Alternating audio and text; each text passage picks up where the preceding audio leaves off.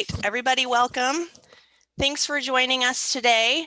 We'll do a quick round of introductions here on who's going to be helping out today. We've got from the help desk, Denise, Skylar, and myself, Naomi, are going to be available today to answer your questions. We've got several from the ESUs helping us with our Zoom support. We call them our Zoom jockeys. They're our helpful go-tos. Lois Hafer from ESU 9 and Melissa Engel from ESU 16. So thank you, ladies. For our CIS vendors, we have Peggy from Nebraska Power School Consortium on. We've got Min from SRS, and I don't know that anybody else popped on. Please jump in if I missed you. It looks like Ganeshan is here from NDE. He's our new Director of Data Quality, so we're really excited to have him come on board.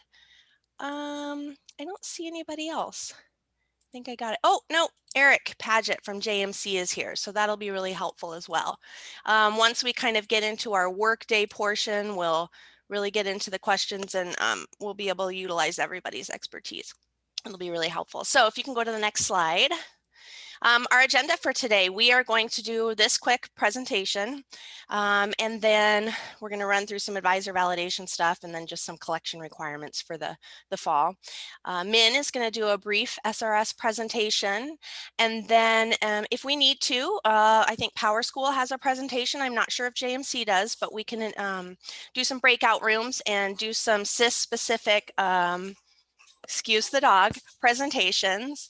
And then honestly, then we'll spend most of the day just working on your data and getting everything corrected. Lunches, breaks, they're really all on your own schedule. So feel free to just step away from your computer. One kind of housekeeping note, I did want to let everybody know, Tuesday at our first Workday, we had some issues with the Zoom meeting room. Where some people did leave and they tried to join and come back.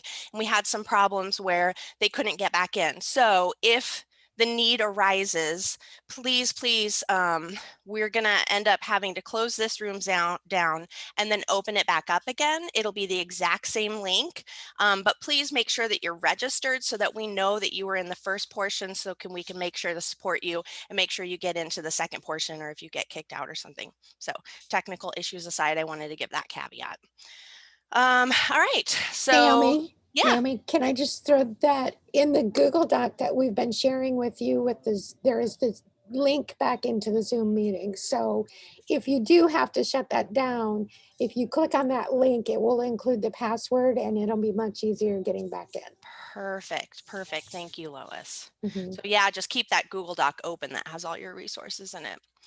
All right, so for today, our presentation, we're just going to run through some general reminders for reporting of staff, some CDC stuff, and then we'll get into the nitty-gritty of advisor. We'll talk about the 1920 follow-up collection, the 2021 fall collection, and then any sort of updates to the data elements that we've removed or added or updated. And then we have a bunch of resources for you. This presentation itself has all sorts of click-through links. So that's why we share it with you at the beginning of the presentation, and then it's also available anytime after, so you can utilize a lot of those links for later use. Okay, so let's kind of start with some basic reminders.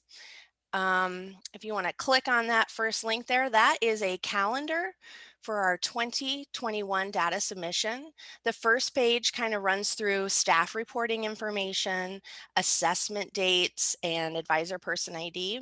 And then the next two pages run through advisor. So this here talks about all the data that's collected during the 1920 follow-up collection, and then also what we ask for in the fall collection. And then the next page excuse me, is going to be our year-end data. So obviously we won't spend too much time there, but it gives you a heads up of what's coming. And then just a reminder that the data, and we'll talk about this again, but the data is due on October 15th with an audit window date through October 31st. And due dates are due dates, so it's really key that we get our data in before those due dates, because many times the data cannot be changed after that time. So it's really important that we're reviewing it and analyzing it before the due date.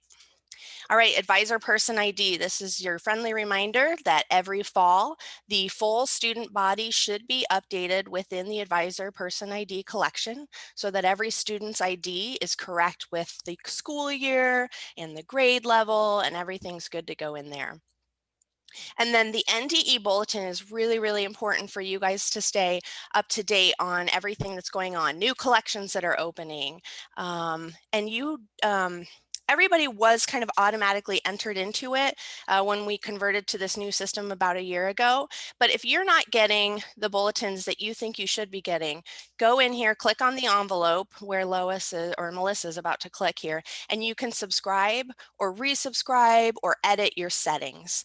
And you can send yourself all the items. You can do them right away, which I find really helpful. So I get one email for every single bulletin announcement, or you can collect them all and they'll send them to you once a day or weekly, which is on Thursdays.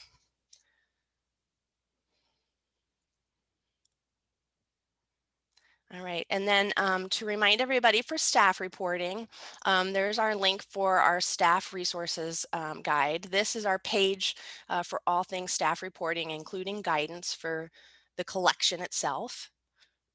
That was statutorily due on September 15th. So now we're in a period of cleaning up all the data, making sure that your errors are fixed. Yeah, if you'll go back to the slide for me. There's 3 collections related to reporting staff. That's the staff reporting collection, NDE staff ID, and then NSSRS validation. So for those of you who are doing your staff reporting, it's really important right now to be looking at your errors and NSSRS validation and trying to clear those up as best as possible because we have an education directory, that bottom link there, that in November we take all the information from the staff reporting collection and we publish it, and then the public can have access to the teachers, the admins, everybody at your school. Some of the helpful tools here, the CERT lookup, if you want to click on that, that's there's some errors in NSSRS that talk about certification. And so you can look up your teachers here, your admins, and see what kind of cert they have, which is really helpful. And then again, just the reminder of the deadlines in October. I think that's it. All right, so this year we did have a bunch of new position assignment codes created. So 2 new teachers, teacher of the visually impaired and teacher of the deaf or hard of hearing. Several other positions, the orientation and mobility specialist and music therapist and recreation therapist. And then we had 2 new para positions. So there's the non-instructional paraprofessional and then the SPED paraprofessional. That's in addition to the already existing instructional paraprofessional that's still there. We'll go through that a little bit more here in just a second. And then there was a name change to one of the position assignment codes. It used to be administrative assistant, but that wasn't really accurately reflecting what that position did. So it's now named assistant administrator. So back to the paraprofessionals, just some clarification on the 3 different types that now exist. The 5160 is the existing instructional para. That's been there. We're going to continue to use it. It's used for a lot of federal Title I reporting. The new position 5161 is for non-instructional paras. And this would be someone, maybe a lunch para, someone that's paid for with general funds. And these are the people that you're actually reporting in the CDC under the non-certificated staff collection. They're optional to report in staff reporting. Just because we created a position for them doesn't mean that they're required, but it's optional for you. Now, the SPED paraprofessional position is a key one, and this is a one that was created for a lot of your SPED specific paraprofessionals, 5162. So if you go to the next slide here, we kind of get into the special program indicator codes. These are where you're basically kind of saying the funding for this position is coming from this bucket. So like I mentioned, the 0, no special program assignment, that's kind of the general funds bucket. That's 5160. That is the only code that can go with that position, because really that position is so general that you're not going to use any special indicator codes, because with like the SPED paraprofessional, you're going to want to use S, 7, and I, because those are specific to SPED funds. And then this next page kind of gets into the 5160 instructional paras. Those are mostly federal programs, Title I funds, migrant education, English learners, any of the 2, 9, E, F, M, T are going to be used for 5160. So these slides will be really helpful if you have any further questions about the pairs, but kind of as a guide moving forward for which ones go with which categories. All right, and then changing topics here, CDC, the Consolidated Data Collections. There's quite a few collections within that are due October 15th, so I'm not going to read through all of these, but that's quite a list. And then the next page, the next slide, has 2 more that are also due, not necessarily in October, but ones that are open right now that it's really important to get into and start entering data and reviewing. The substitute teachers one, I think, is really key, because you can start putting in your substitutes' names there. You don't have to put the number of days they've worked, but you can start putting their names in there and see that they're certificated and make sure that they're covered for the full year. All right, so advisor, let's talk about it. So advisor validation is the collection where we review all the data you guys send us from your SIS for all your students. And in order to see all of that data, you might need several different levels of security access. Right now, if you just have one level, you're going to see a certain data set. But in order to view special education data or food program data or discipline data, you're going to need to have these special codes added. So if today you have any problems accessing an error, let's say you're trying to click on a SPED error and it's not working for you, it may have to do with your activation codes, and we can help you get that going. And then your district administrator is the person who has access to these codes. So this is kind of a step-by-step document for them to be able to look codes up, kind of a reminder document. So you can give this link to them if you need a code. All right, so today we're going to look at 2 different data sets within advisor validation. We're going to look at school years 1920, and we're going to look at school year 2021. And that way we're looking at 1920 data as a whole. We're going to look at errors, verification reports, and then we're going to look at school year 2021 as a whole. We're going to review errors, verification reports. So it's just kind of a key thing to note. And so all your data, there's different ways to view it, but once you've kind of looked at your errors, you're going to start looking at some of your reports, and that takes the data you've sent us and put it into kind of a bucket. So we've created this document here, which lists out every report in which collection to review. So the first section is 1920 follow-up, and then the next section is 2021 advisor fall. So this will even help, honestly, if you want to print it out or share it with other people. You can say, Joe, you're going to do the food program reports. Allison, I'm going to have you look at special education. It's kind of helpful that way too, unless you're the one doing it all, which is fine too. If you go back to the slide, each of these reports has various reporting windows. So if you pull up a report and your option is full year, that report is going to show you any student that's enrolled in your district at any time during the school year, even if you say, let's exited them already, they transferred out. There's also an as of today. So that would be a literal translation of the kiddos that are enrolled in your SIS on today's date. And the stuff we're looking at for the fall 2021 collection is going to be your as of October 1st reporting window. Those are students who are enrolled in membership or special education programs on literally today, our membership day, and what's in advisor. So that's the real important date for our current fall collection. And then there's more reporting windows.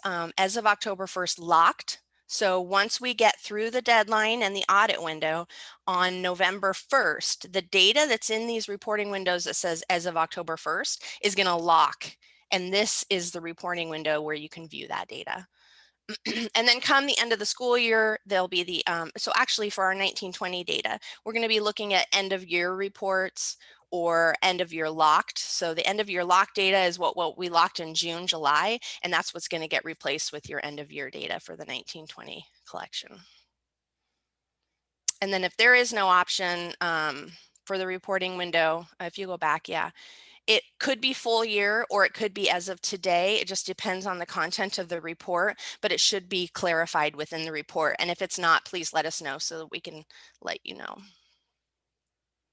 Okay, another helpful tool within advisor validation is your lookups. So you can do an enrollment lookup by ID. This is helpful because it shows you students' enrollment from the time they started, even when we were collecting data through NSSRS, that's all in there. Or there's the student lookup by ID. This will, if let's say you're looking at the school year 2021, you put in a kiddo's ID, it's going to give you all the data for that kiddo and advisor for your school district for that school year. There's student lookup by demographics, so you can pull reports based on gender or 504 indicator. There's some different things there. There's special education lookup if you're doing something specific for special education program, and there's even a programs lookup if you're looking for something specific like early childhood.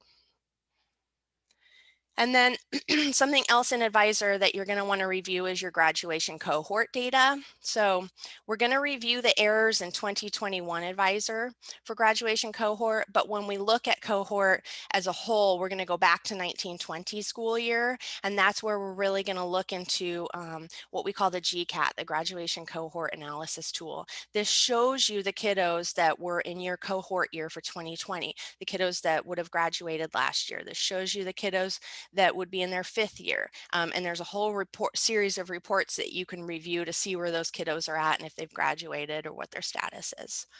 So it's important to review those and make sure that they're accurate, because if you had a kiddo transfer out and that's not recorded, that's something we can help you do with a graduation cohort resolution request, which is a collection in the CDC if needed. So that's something you'll want to review. All right, so Advisor, 1920 follow-up. This is the data we're collecting right now to replace in your 1920 lock data. So any enrollment information, all SPED data, anything Title I, and then all of your courses, and that includes your teachers, your grades, course codes, sections. And so we're going to want to review the 1920 errors and fix those, and then we're going to review some of the reports we talked about earlier, but that's the information we're collecting for 1920. And then a key, just kind of a side note, summer school, NDE does not collect summer school course section or student grade data, and that's specific to a summer school class. We are collecting any information that's related to a credit recovery, potentially from the 1920 school year. Let's say we're collecting graduate enrollment data, summer transfer enrollment data, SPED exits, transfers, any of that information we are still collecting, but we don't collect that specific summer school course and grade data. All right, so for Advisor for 2021 fall collection, we are collecting student demographic information, special education information, student enrollment. Remember, we talked about those summer transfers, early childhood, food program, our free and reduced lunch counts, English learner program, and we're going to review all the errors that are in 2021 Advisor and warnings, and we're going to look at all that information because this is what we're taking a picture of this fall. So if you click on that link, if you send in a ticket to the help desk, it is likely we're going to refer you to data elements. This is kind of your dictionary for all the key phrases within Advisor. What does the definition of an HP grade level mean? It's in this document. So it's a big document, but it can be really helpful for you. If you click on any of those categories there, it's going to take you to that and describe it. Yeah, go ahead and click on one of them if you want. So immigrant indicator, it gives you the description of what that is, and it also gives you a little additional guidance in there too. So this can be really helpful if you have a question about, why is this kiddo showing up here? I don't even know what this means. You can look for it here. So we do have some new elements for the 2021 school year, and that's section 504. This used to be its own program within Advisor, but now it's a student characteristic, so it's a yes/no kind of indicator. Calendar date. So the month, day, and year of a calendar event. We'll get into the calendar event here in a little bit because there's some kind of changes there. And then crisis event and displaced student. So the crisis event was new. We actually moved it forward and introduced it at 1920, but it was really meant to be a new element in 2021. It's a code that's unique to each event used to identify a crisis, and NDE will let the districts know if this is going to be used and what that crisis name is going to be identified and called. And then displaced student is used if the crisis event is activated. So for this year, 2021, we did activate the crisis event indicator COVID-19, just like we had for 1920 school year.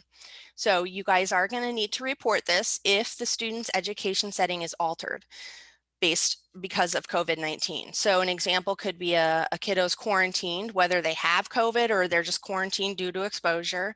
Let's say a family chose to do remote learning for their kiddos. Each of those students will be marked with the crisis indicator, crisis event indicator. Let's say the school's on an alternate schedule. You'll indicate that each of those students is impacted by COVID-19. And it's really important. We had a lot of questions about this, that once you've indicated yes for this crisis event, it's just going to stay that way. So let's say a kiddo goes into quarantine, everything's fine, comes back out of school, and then they go into it again. There's no second indicator. That one indicator was already marked. It stays an advisor. It's good. So I think when we get into the nitty gritty of the CISs and how they manage that data, there's some conversations to be had, but from the NDE side, it's like a one and done. And then something we're going to spend a little time talking about today is some new data elements talking about digital equity. So internet access in residence, yes, but it's not affordable. Those are some examples. Internet access type in residence. So is it broadband? Is it cellular? Internet performance, are there any issues? No, or it's not consistent. Device access, whether it's a personal shared computer or a school provided, and then the digital device. So whether it's laptop or Chromebook, these are all new elements to address the digital equity conversation. So NDE is urging school districts to collect this information this fall and share it with NDE through Advisor. And kind of the date that we've been shared with is November 15th, because that's when NDE is going to be able to conduct a review of this information. And then they're going to use that to prioritize the funding resources for this digital equity project. If you go to the next slide, there's a couple links here. The first link is the first memo that came out about this in September. It talked about a presentation they were going to make that just happened, I want to say last week.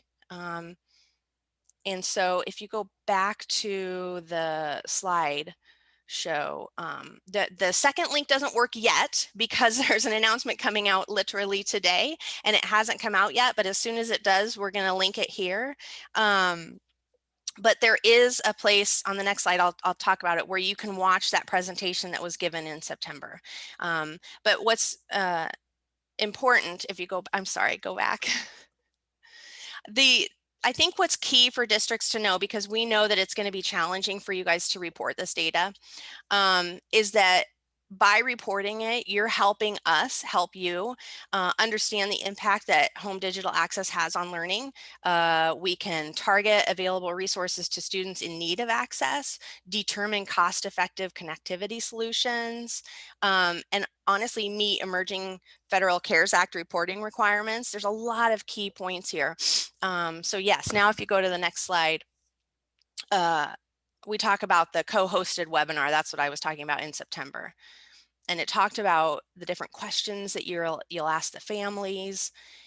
So if you missed it, you can go to the Launch Nebraska website, that link there. And it'll give you kind of a overview of all the things that were discussed. So if you have further questions about digital equity. I do think more to the announcement that's coming out today. They're doing a catalog of internet services and pricing as part of this project. If you go to the next slide, the districts can actually see and upload their information into this mapping tool, which will allow you to kind of see where there's need, and I think it's a really interesting project. And by getting this information into us right away, we can make sure that by January 29th, it'll enable NDE to meet the USD proposed CARES Act reporting due date. So having this critical data could help NDE advocate for more funding when the legislative session starts in January, and inform connectivity solutions when the Rural Broadband Task Force meets in February. So we spent a lot of time talking about it, but it's really important. And Dean Folkers is the real project spearhead at NDE. So his information's there if you guys have further questions specific to him. Okay. So back to our updated data elements. There are a couple data elements that are now required for state reporting. The student address, all that information, because it's used for special education post-school outcomes reporting. And we're also requesting that you do the email address for these particular students as well, but we are not requiring that. Like we are requiring the address, that is. And then some elements were removed. We removed a lot of career education elements because we're deriving that from courses. And then we did remove not eligible for free or reduced price lunch and community eligibility provision. So really the only food program codes now are free or reduced, because basically if they're not eligible, we're going to derive that because you didn't say they were free or reduced. And then for the CEP schools, that's a school-wide program. So we can just be like, this school is CEP, boom. So we're not asking you to send us that data. And then we did remove two elements specific to special education: school hours per week and special education hours per week. We used this to determine the SPED percentage last school year.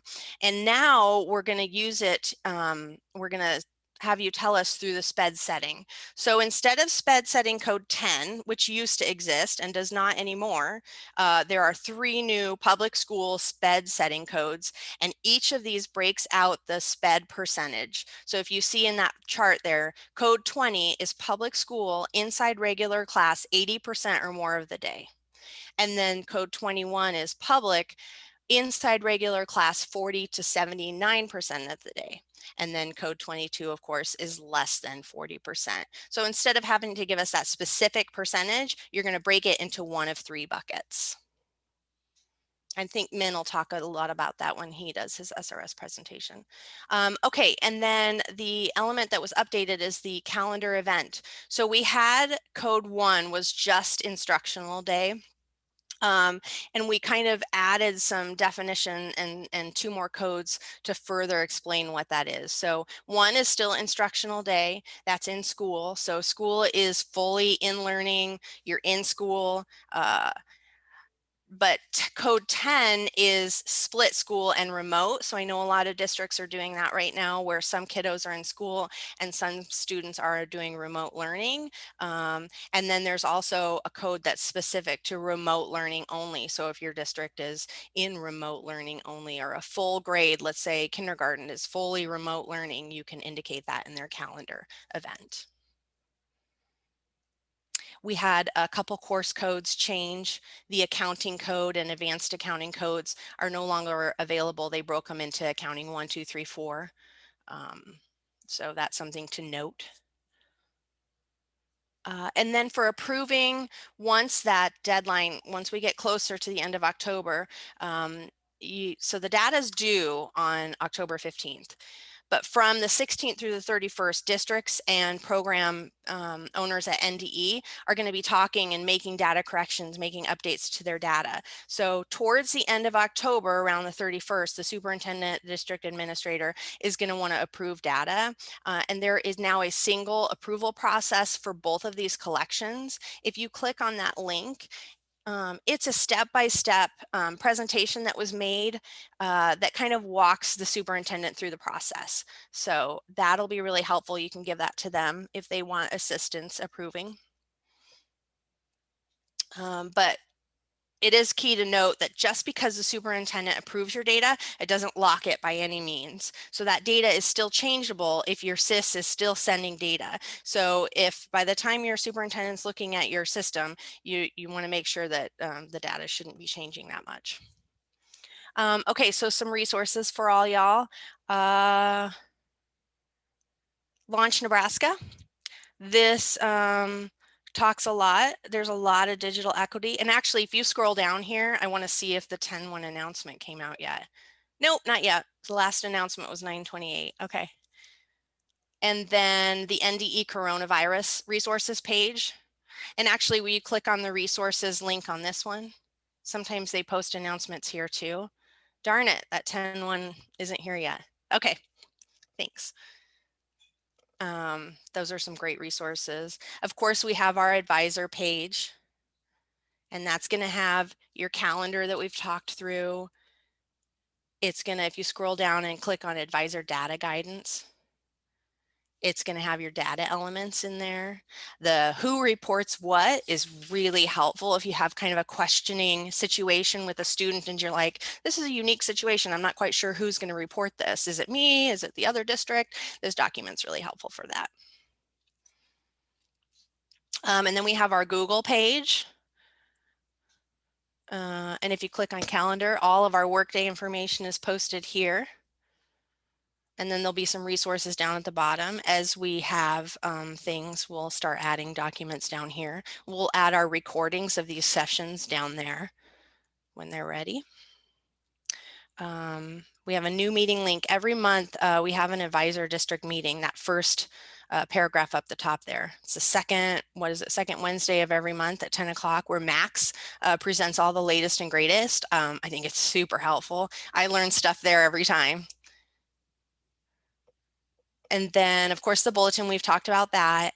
And then there are some data conference on-demand videos from the 2020 data conference that we had to make all virtual. So you have to create an account and log in here, but you can see all of those videos there. All right, and then of course the help desk, we love to help you. Literally, that's what we exist for. So if you email this address, it'll create a ticket in our ticketing system, which we call JITBIT. I think it's important if the question is specific to, let's say, PowerSchool or specific to SRS, that you start with your vendor and go through your vendor support and then come to us, because a lot of times we can't answer the, very PowerSchool technical questions because that's not our area of expertise. But if you're not sure who the question goes to, send us a ticket and we'll help you figure it out. And then these are some of the handouts, the things that we've talked about, the things that you'll want to review. There's a consolidated data collections calendar there, but a lot of this we've already looked at. So you can go to the next slide.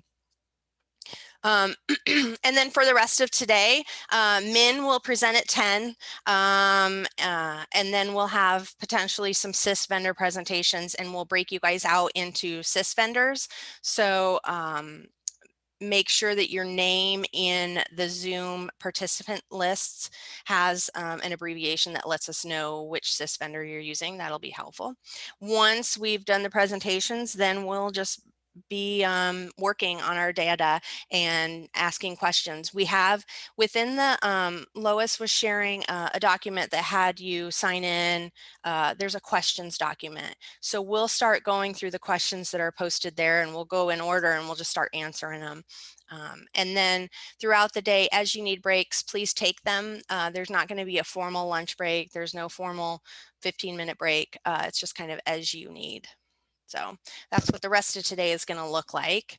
I don't know if there's another slide here. I don't think so. Nope. So I think now let's maybe, Lois, if you'll share again the link to that Google document where people can check in and then submit questions.